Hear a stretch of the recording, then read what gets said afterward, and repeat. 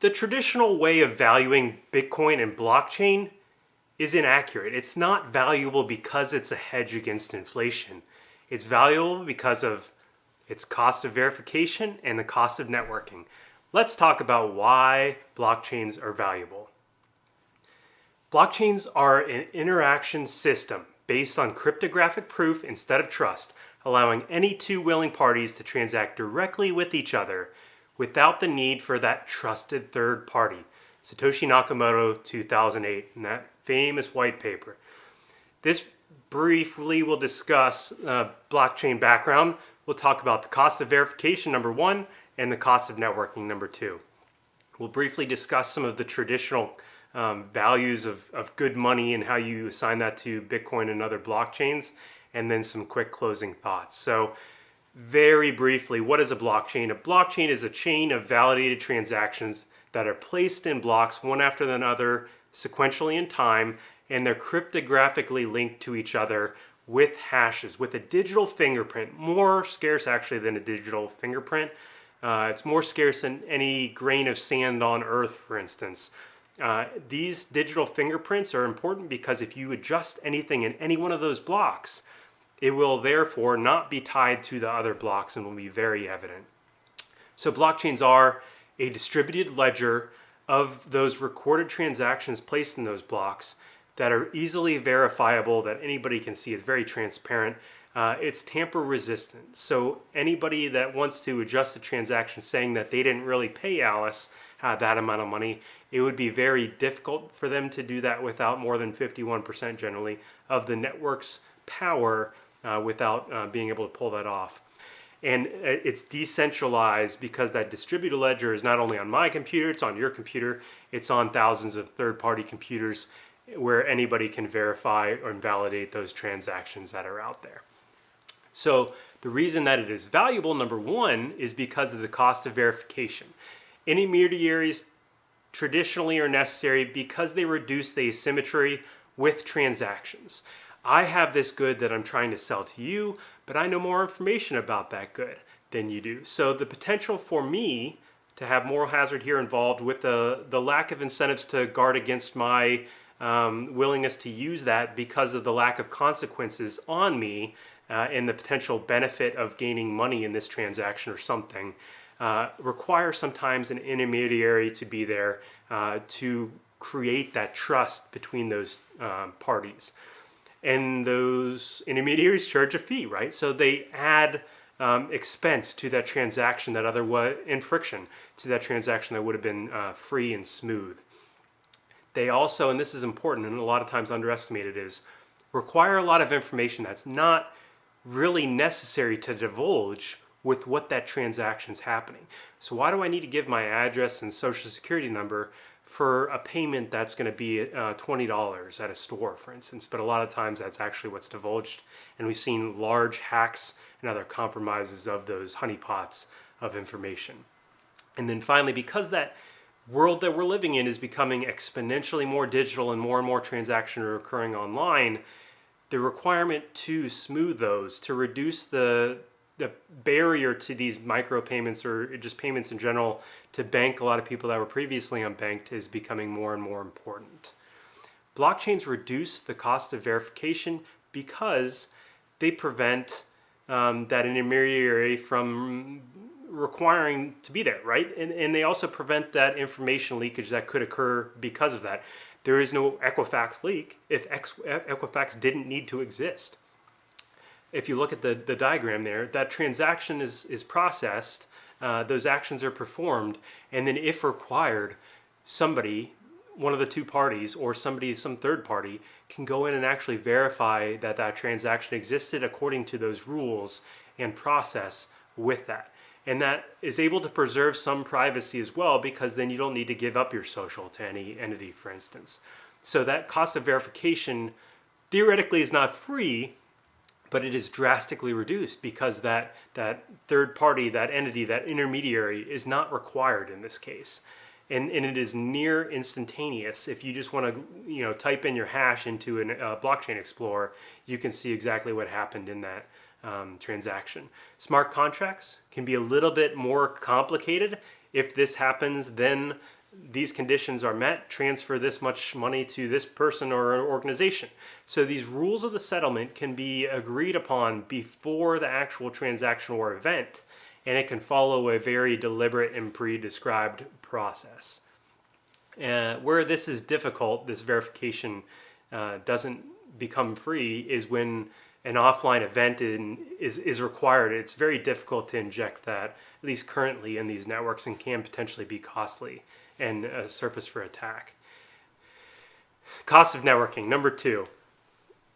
The reduction in the verification cost is a prerequisite to get to this step number 2. So how we increase our network from the ground up, bootstrapping, to the actual development of that network and keeping it going, where traditionally it would be possible to raise subsequent funding, for instance, scaling users, security. The security is a huge one. The Bitcoin network has more economic investment and power devoted to it than almost every network on the face of the earth. And then what can't be underestimated either here is aligning user behavior. So the tragedy of commons can be subverted or worked through by some of the mechanism design and incentive schemes in blockchain that are possible, right? So I can incentivize good behavior with a token or other things, power, governance, that otherwise that individual's behavior would act rationally and selfishly against that user incentive scheme. The network power here, the power is the replacing of that traditional platform operator, right? That intermediary, that bank, whomever, is replaced by a system of code, of incentives, and a consensus mechanism in that decentralized system that's able to come up with conclusions and consensus where otherwise it would have taken that intermediary party. It reduces that intermediary party's risk and power, obviously, because they're no longer there. And then that social security number that could have been compromised isn't even there, so definitely can't be compromised. Not saying there aren't hacks in blockchain, but the blockchain itself isn't hacked. It's usually a central repository, another intermediary that's actually hacked in these cases. And then consensus risk is one thing, but it's very difficult to get enough in a well-established chain to compromise the consensus mechanisms. Here are some value areas. So blockchains can be valuable and maybe should be implemented in these specifically, 4 areas. Digital verification is easily implemented. It's easier for me to see what transactions occur. An efficient allocation of rents can be transferred from that intermediary to users and devs, or investors in this case. So that intermediary's money that was taking part of that transaction can then be given to the customers.